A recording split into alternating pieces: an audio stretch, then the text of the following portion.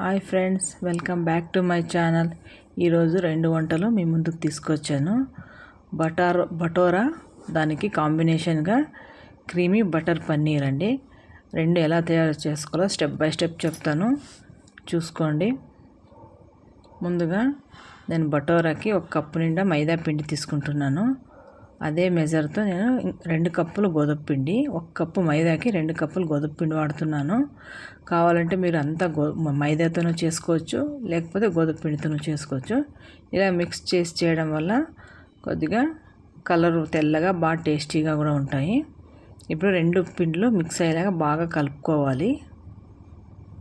ఇలా బాగా కలుపుకున్న తర్వాత అందులోకి ఏమేమి మన పూరీలాగే కానీ కొన్ని ఐటమ్స్ చేంజ్ చేయడం వల్ల బటోరా చాలా బాగా పొంగి బాగుంటుంది. కొద్దిగా ఉప్పేసి మరి పిండి అంతా బాగా కలుపుకొని మధ్యలో ఇలా చేసుకొని అందులోకి నేను 1 స్పూను చక్కెర వేస్తున్నాను. చక్కెర, అలాగే బేకింగ్ పౌడరు, మన కేక్ వాడతాం కదా, అదే బేకింగ్ పౌడరు 1/4 స్పూన్ అంతా, అర స్పూన్లో తక్కువ, అర స్పూన్ కన్నా తక్కువ బేకింగ్ పౌడర్, 2 స్పూన్లు ఆయిల్ అదే పిండిలోకి, అలాగే 3 స్పూన్లంతా పెరుగు వేసుకోండి. టేబుల్ స్పూన్ తీసుకొని ఇవి పెరుగు, ఆయిల్, చక్కెర, ఉప్పు, బేకింగ్ పౌడర్ ఇవన్నీ బాగా మిక్స్ అయ్యేలాగా కలుపుకోవాలి మనము. తర్వాత ఆ పిండికి ఎంత నెసెసిటీనో అంత వాటర్ వేస్తూ కలుపుకోవాలి. మన చపాతీ ముద్దలాగా కొద్దిగా గట్టిగా కలిపి పెట్టుకోవాలి. ఇది పూరికి కదా, ఇలా గట్టిగా కలిపి ఒక 10 మినిట్స్ అయినా మనము పక్కకు పెట్టుకోవాలి. టైం ఉంటే హాఫ్ అన్ అవర్ పెట్టినా కూడా బాగా అవుతాయి. నేను ఒక 10 నిమిషాల్లో పక్కకు పెట్టేస్తాను. అంతలోపల క్రీమీ బటర్ పన్నీర్ తయారు చేసుకోవడానికి ఏమేమి సామాగ్రిలు కావాలో, ఎలా తయారు చేసుకోవాలో స్టెప్ బై స్టెప్ చెప్తాను.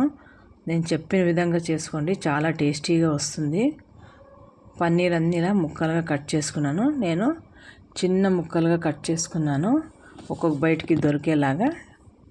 ఇప్పుడు అందులోకి ఆనియన్స్ కట్ చేసుకుంటున్నాను. ఒక పెద్ద ఉల్లిపాయ తీసుకున్నాను, అలాగే టమాటాలు 2 తీసుకున్నాను. ఇక్కడ నేను పన్నీరు 300 గ్రామ్స్ అంతుంది. 300 గ్రామ్ కొద్దిగా ఎక్కువే ఉంది. అంత పన్నీర్కి ఇంత మసాలా అవసరం పడుతుంది. 2 టమాటాలు, అలాగే మసాలా దినుసులు ధనియా, చెక్క, లవంగ, యాలక్కులు 2 వేసుకున్నాను. ఇప్పుడు ఆయిల్ పెట్టేసి అందులో కొద్దిగా బటర్ కూడా వేసుకోండి. నేను బటర్ ఇక్కడ వాడలేదు. ధనియాలు, చెక్క, లవంగ, సోంపు, జీలకర్ర, కొద్దిగా మిరియాలు, పచ్చిమిర్చి 2, అలాగే అల్లము, వెల్లుల్లి, జీడిపప్పు, సారపప్పు వేసుకున్నాను. అవి 2 వేయడం వల్ల మనకి క్రీమీగా బాగా టేస్టీగా ఉంటుంది. మైల్డ్గా చాలా టేస్టీగా ఉంటుంది. ఉల్లిపాయ ముక్కలు బాగా వేయించుకోవాలి, అన్ని ఆయిల్లోనే వేయించుకోవాలి. ఇలా ఉల్లిపాయ వేయడానికి కొద్దిగా ఉప్పు వేసి మళ్ళీ వేయించుకొని అందులోకి టమాటాలు కూడా వేసుకుందాం. ఇప్పుడు టమాటాలు కూడా బాగా వేగేదాకా వేయించుకోవాలి.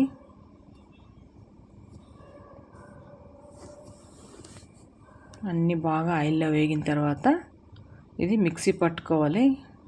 అంతలోపల కొద్దిగా చల్లగా ఉంటుంది కదా, చల్లగా అయిన తర్వాత జార్లో వేసుకొని మనము మిక్సీ పట్టేసుకుందాము. క్రీమీ మెత్తగా మిక్సీ పట్టుకోవాలి. అందులో కొద్దిగా ఉప్పు వేసి మిక్సీ పడుతున్నాను నేను. మనము అవన్నీ వేసిన మిక్సీ పట్టేటప్పుడే ఉప్పు, చక్కెర కొద్దిగా వేసుకోండి. అలాగే ఇక్కడ ఆయిల్ వేసుకున్నాను. ఆయిల్ వేడెక్కగానే 1 స్పూన్ కారం వేసి అందులో రుబ్బి పెట్టుకున్న ఈ మసాలా అంతా వేసుకోవాలి. మనం ఆయిల్లో కారం వేస్తే మన గ్రేవీ కలర్ రెడ్గా వస్తుంది బాగా. మనం ఆల్రెడీ పచ్చిమిరపకాయలు కూడా వాడినాం కదా, ఇప్పుడు కొద్దిగా కారం చాలు. ఇక్కడ కాశ్మీరీ రెడ్ చిల్లీ వాడితే ఇంకా బాగుంటుంది కలరు. నేను నార్మల్ కారం పొడి వాడినాను, కలర్ తక్కువ ఉంది.